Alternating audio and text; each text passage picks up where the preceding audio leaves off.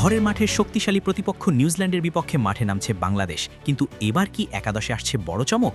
অধিনায়ক মেহেদী হাসান মিরাজের নেতৃত্বে দল সাজানো হচ্ছে নতুন পরিকল্পনায়, যেখানে বাদ পড়তে পারেন তারকা ক্রিকেটার আর সুযোগ পেতে পারেন অপেক্ষায় থাকা নতুন মুখ। ওপেনিং থেকে মিডল অর্ডার সব জায়গায় চলছে বড় হিসেব নিকাশ, কিন্তু শেষ পর্যন্ত কেমন হবে টাইগারদের ফাইনাল একাদশ? চলুন জেনে নেই বিস্তারিত।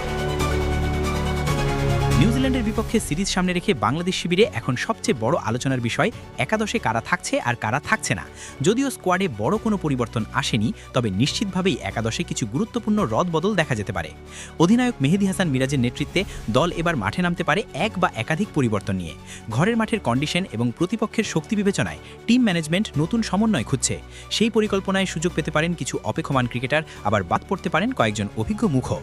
ওপেনিংয়ে পরিবর্তনের সম্ভাবনা সবচেয়ে বেশি। সেখানে দেখা যেতে পারে সৌম্য সরকারকে, যিনি আগে বহুবার ওপেনিংয়ে ভালো পারফরমেন্স দেখিয়েছেন।